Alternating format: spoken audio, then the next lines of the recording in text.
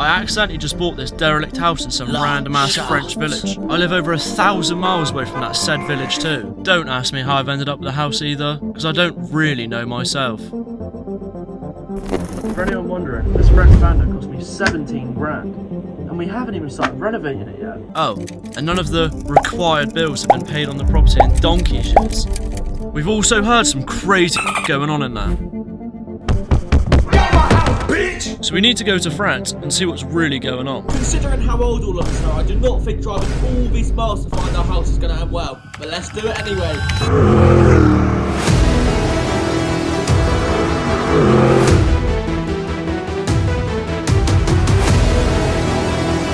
First £80 on fuel spent.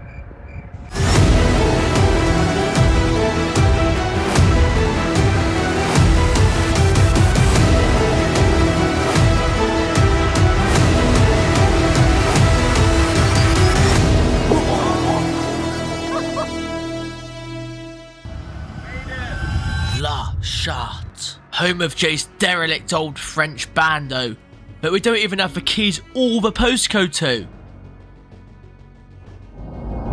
Blimey, we have so much work to do here in La Charte, such as settling all the bills that have never ever been paid on the house, actually finding the house. There it is, haha.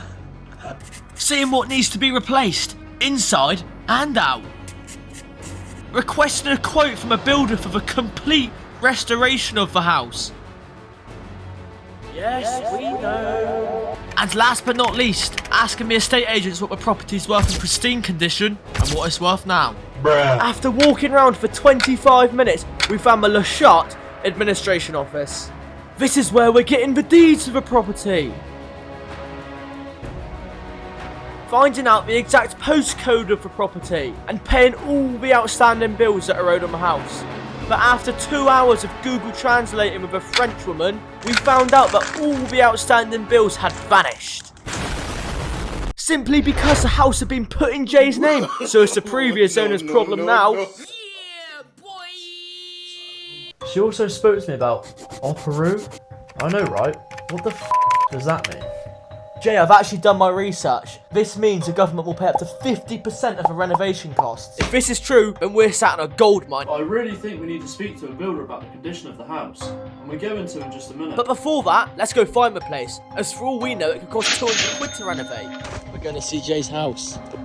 And we're with the biggest scammer in Europe. We're going to get someone to... We're going to all come out. Oof. We're going to... There it is! Ha ha! This is the house. Which one? Which door is it? This one. Mate, this is a crack. Shut, Tyler. Look at it. Lewis. Mate, the house is boarded up. Do you think it was easy to get into the house? No, it f***ing wasn't. Should we just climb through the window? We'll bring it into the house. We'll just break into it, Venom. We can go get tools. No. If we can't get in. If you're wondering why we don't have the keys, it's because the homeless people do. They better not be in here now, or it won't end well. Because we have no keys, there's only 3 ways of getting into the house. Kicking the door down, smashing the window, or removing this piece of wood. And to be honest, we don't want to do either of the first two. But how are we supposed to remove a bit of wood from the house without some sort of tool? It's not like we have any with us. We were losing hope, and fast. But then Louis remembered something. Mate, Jay, I'll knock on the neighbour's door. I'll speak to the neighbour. Huh? I'll message Peter. I'll message Peter now. No, I'll knock on it. Jay, No, I'll message him. Stop being a retard. So the next door neighbour came out who had a fucking hammer, and he saved the day. So Jay was then able to start attacking the plywood, and that gave us the ability to get into the house. But the front door wouldn't open, so we had no option but to squeeze through the little gap.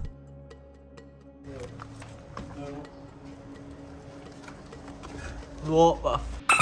come on from there. Can I just say, I wouldn't trust the floors. Okay, look at the beam.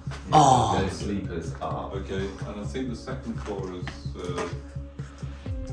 less worse trusting. Realistically, it's got electricity. Well, electricity is, yeah, it's disconnected, but it's here.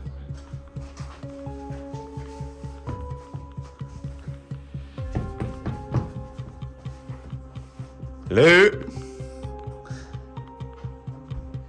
What's it like up there? It's alright. Is it? Hello, Louis. Bye. Hello. How long has it been left like this? Oh, okay. Do not step on that. Some of the Don't neighbours. watch that one. Yeah. Some of the neighbours reckon they haven't seen anyone for 20 years. Really?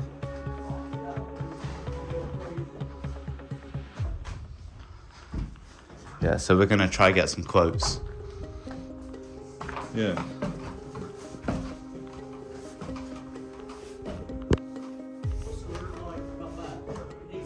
Oh, the roof's coming down. Oh yeah, definitely needs a new roof. From there on, you're taking the life in your own hands. Logically, it isn't going to collapse right at this instant. The house is around 300 years old, has 3 tiny stories, and a disgusting old rat-filled cellar. So basically 4 stories in my eyes. Being a terraced house means that if a house falls down, it's bringing more houses with it. To be honest, I don't know if this is a good thing or a bad thing. So I'm here with Dave Carter, a professional builder, who's going to be telling us a bit more about the house. We're also going to be meeting the estate agents at the house too, but we'll leave that for a bit later on in this video. Dave, tell us a bit more about the house. Okay, Louis. Next door looks like it's rough cast both sides. Would you rough cast it then? If it can be a little bit of filling in here and there, a little bit of repointing, might be the quickest, best way to do it. I would say it would be far off a grand to do that. Really? Yeah. So the stonework looks okay. You wouldn't say Yeah. it's coming. It doesn't need to come down. No. So in all fairness, the front isn't that bad then. The front, I wouldn't say that's too bad. All right. This is the ground floor. As you Yeah. see, it does have electricity, but it's not wired in. Yeah. The house is bare. There's no sinks, no toilets. It's just open plan. Usually, you'll find the masonry is sound. There'll be bits to be repaired here and there. Yeah. Your problem usually is the wood. Every beam is.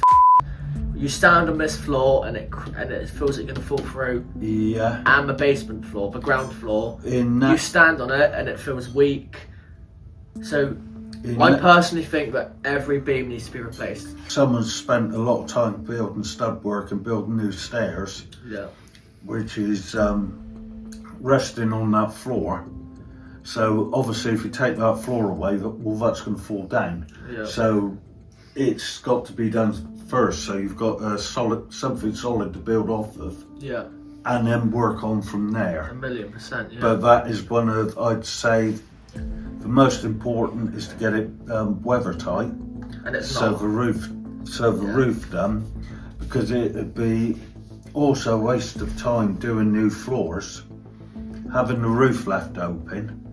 Don't get round to doing anything else for another 6 months, and when you get back to do the roof in 6 months, find the floors have rotted again. Obviously, this is the worst part of the house. Yeah. This is the whole back half of the ceiling. Yeah, The roof, I mean, it's all collapsed, and there's a hole. And like, yeah. so like when it comes to this, what would you do here?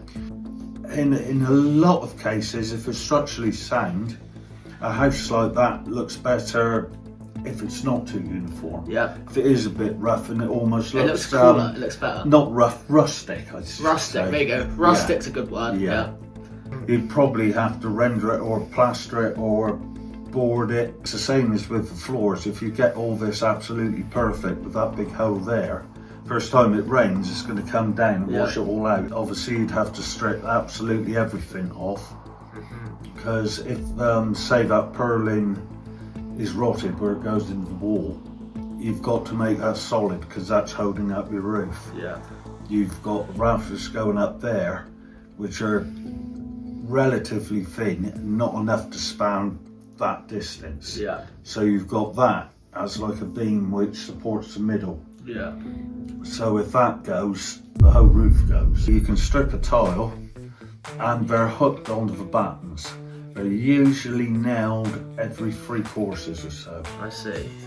But even that, you can hook the nails out with a hammer and Yeah. you can reuse the tiles. I see. So depending what the tiles are like, and they're not shot, they're not sort of rotted out or anything, they're still usable tiles, you would have to go somewhere like a reclaim place and get enough tiles just to do like up there, dot them in when you re-roof it. Well, the next door neighbour had half of his roof done, and that cost him 10 grand. Yeah. So I can't imagine this whole roof is going to cost less than £20,000. No, and it's a roof. It's not just a roof, which is, the roof is usually stripping all the battens off and the tiles, putting some sort of breathable membrane on there, rebattening and tiling. But if you've got to replace the timber as well, you've obviously got the price of the timber and the price of actually someone cutting it and putting it back up. Well, like I said, we can get a lot of stuff from England and take it over. And obviously the government of Le Chat will actually pay up to 50% of renovation costs because the house has been derelict for so long. Yeah. So them saying they're going to pay for 50% is obviously is a big help, you know? Yeah. So, time frame. How long would it take to do? How long's a piece of string? It's all I'll say. I think it's a fairly big job. It's all doable. I've worked in probably worse houses than this. Done up, the house is worth about 70 grand. Yeah. And obviously, it owes us a lot less than that. Yeah. So there's money to be made, whatever we do with it, whether we sell it, do Airbnb. But if this video does well, we will be going back and we'll be restoring it. Yeah.